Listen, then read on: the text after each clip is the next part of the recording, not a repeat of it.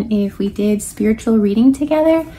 So today I'm going to be reading from Counsels of Perfection for Christian Mothers, and specifically this is chapter 5, and it's called The Need of a Rule of Life. One of the resolutions which I suggest in the preceding chapter was fidelity to a rule of life. Have you a rule of life? Do not say that a rule is possible for a religious, but impossible for the mother of a family. This is an error. Every woman, whatever her lot in life and whatever her obligations, ought to have a rule of life. Of course, the rule of a religious will be more open to modification and will entail greater precision and severity than yours. Nevertheless, you must have a rule. Otherwise, your life will be squandered in 1,000 follies and futilities. Need this rule be written? When written, it will have much more precision than if it were only in the memory. But do not imagine that it should cover many sheets of paper. A few simple resolutions clearly stated will be entirely sufficient. You need not overburden yourselves in the beginning. Go forward step by step. A rule is not immutable. We can always add to it according as divine grace directs us. Indeed, it's better to add to a rule than to subtract from it. It is better to begin at a moderate pace than to be obliged to slacken our speed and perhaps lose heart. Let me call your attention to the advantages of a rule of life. First, it saves you from yourselves, so to speak, from the spirit of caprice, which finds its way so easily into your actions and robs you of the greatest part of your merit. We all are tempted to do only what pleases us and to avoid sacrifices as much as possible. An act needs but to take on the appearance of duty to become an object of aversion to us. The result is that unless you are bound by a rule, your lives will drift unceasingly. They will float along, guided only by caprice, and the sense of duty will be almost entirely lost. In that case, it is your own will that you will have followed from morning until evening, and not the will of God. From the viewpoint of merit, what a sad life is that which is not regulated. It is a life which, from a worldly standpoint, may have certain respectability, but which, from the supernatural side, is a mere farce. Will you tell me what that day weighs in the divine balance during which you follow your will, your own will, with never a thought for the will of God? The evil of our century is precisely the absence of the supernatural in life.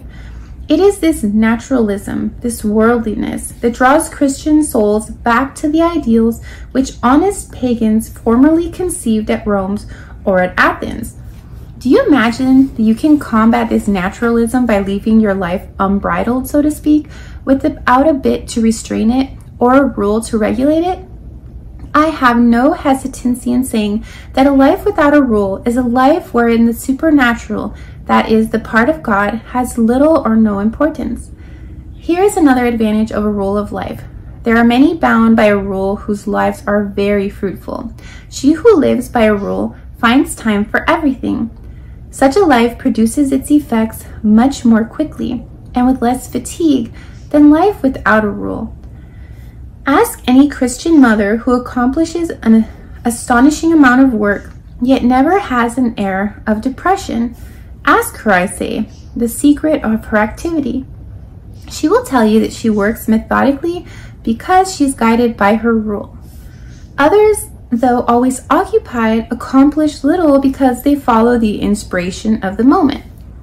When perchance they have finished a work, they lose a quarter of an hour asking themselves what to do next. Then they attempt something, leave it unachieved because it has suddenly become distasteful to them, pass to another work, and then finally to the first, and in the end, accomplish nothing.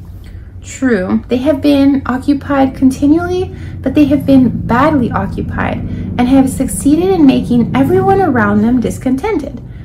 Now, the ridiculous part of it all is this, that instead of laying the faults to themselves, they feign to be misunderstood and accuse their husbands of not rendering justice to their tact. If you desire me to draw up for you the essentials of your rule, I will say that you should first determine the hour of your rising and retiring. Do not remain undecided on this important point. The rule extolled by spiritual writers as well as by physicians is to retire early in order to rise early. Here is another article that ought to find its place in your rule. Morning and evening prayers should be said kneeling. Moreover, there's hardly one among you who cannot spend a quarter of an hour each day in spiritual reading. You should have a special article binding you to that. Those of you who have the time and who are unwilling to be satisfied with merely earthly piety ought to take measures to make a meditation every morning, and also to attend Holy Mass each day, or at least several times during the week. Do not forget to receive the sacraments.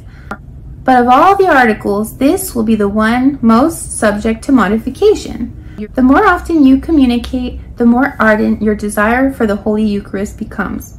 It will be necessary, therefore, to modify your rule more and more frequently in regard to the reception of the sacraments. I will propose this rule for the distribution of your time. Give your attention above all to the most important duties. I mean those of your interior and station in life. Then attend to the less important duties. The remainder of your time may be spent on duties of pure decorum, if any more time remains. Since your rule has been made for God, it is for God that it should be followed out. This rule is the expression of the will of God in your regard, which must of necessity be very dear to you. Bring then to the accomplishment of each of these articles a true spirit of faith and a truly supernatural motive, and place yourselves 100 times daily under the eye of God, saying frequently to him with love, all for you, my God. All right, so that was the chapter on a rule of life. Definitely some things mentioned that were very similar to what I talked about in my last video about a rule of life, and for example, the spiritual reading, a set time to wake up and to go to bed, to make sure to say morning and evening prayers, and that last part about saying little aspirations, those little spontaneous prayers throughout the day. All right, so I hope you find that helpful. God bless you.